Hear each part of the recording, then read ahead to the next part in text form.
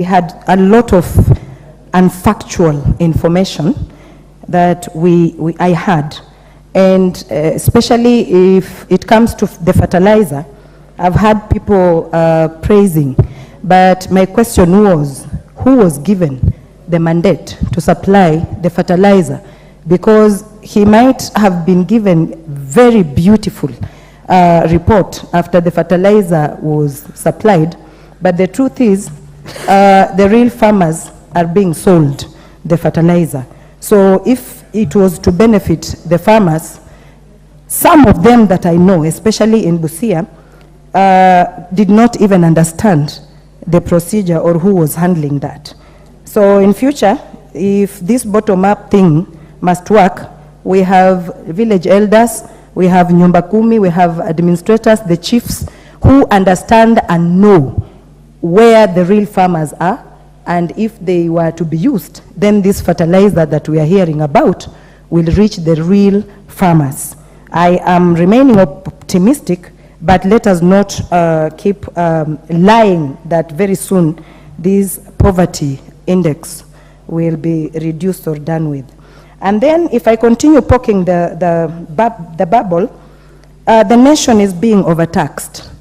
Every now and then, if you wake up in the morning, a surprise of new taxes and dodgy or crafty means are being used. Right from the airport, if you come down, Kenyans and the visitors that are visiting our country are in shock. It is staggering that it has taken so many days, going into months, and almost swindling into a year, and nobody has taken a stern action to stop this dodgy means of taxing people. You cannot keep taxing people until you see them bleed to death. A true leader will protect her people and not want to lead graves. Unless somebody wants to lead graves, I do not want to be part of the people going to die. The employment that the president mentioned, that he has been employing people, it does not reflect the true face of Kenya. There are a few tribes, 2 or 3, that benefit more than every other tribe in Kenya. So I wonder, do we have other seat fillers in Kenya and others who truly deserve a chance to live in this nation? If we all matter, from Wajir to Turkana to Teso North in a small village called Ateret, do we matter? If we do matter, then all the tribes, any vacancies that are advertised, we should see every region. Honorable RUTO. What's your point of order, Julius RUTO? Honorable. Thank you so much, Mr. Speaker. As we all know, the standing orders of this honorable provides that whenever you make a statement which carries weight in matters, has to be substantiated. In matters of employment, the speaker before us, or the member before us, Mr. Speaker, should be able to bring out clearly for Kenyans to follow. Because who doesn't know that is the only government that has brought Order, Honorable RUTO, order. Yes. Order, it's not a specific claim that did not say that this ministry or so and so did not. This is a very general statement. So under the circumstances, I think the House does allow that element of what you call kanda and banta. So proceed, Honorable OMANYO. Wajaleta. Oh, thank you, Mr. Speaker. Some people are idle. They are trying to also seem that they are participating. I am not forcing anything from anyone to agree with me.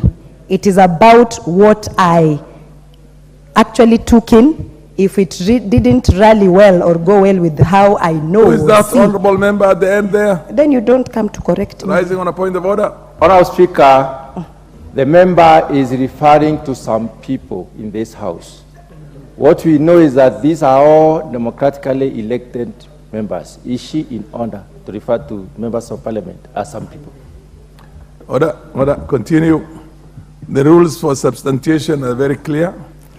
When you make Mr. Speaker. Order, so specific complaints, specific claims is when. But a general, if you say that the economy is not doing well, you cannot tell somebody to go and substantiate that. If you say there's an element of nepotism somewhere, you don't have to substantiate unless the member claims such and such ministry, so and so, these people were recruited. And then, of course, you proceed now and protect. You cannot cast aspersions on an institution of the government, except in generality. In generality, is acceptable. Proceed.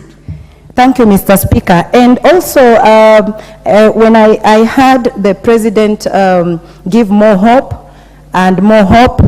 and other things have not been realized across my own imagination, I thought that he should at least do some of these things without promising more, because it is reaching a time he will be talking and we will not be taking anything he says serious anymore, like El Nino and this fertilizer thing and petrol stuff. It is now becoming like whenever he stands, he must say something. We have to trust our president, and he will, if he continues saying things that are not factual, then anytime he says anything, we will know that he's coming from the point of lies. Thank you, Mr. Speaker. The Honorable, yes, Oimbaya, you standing on a point of order.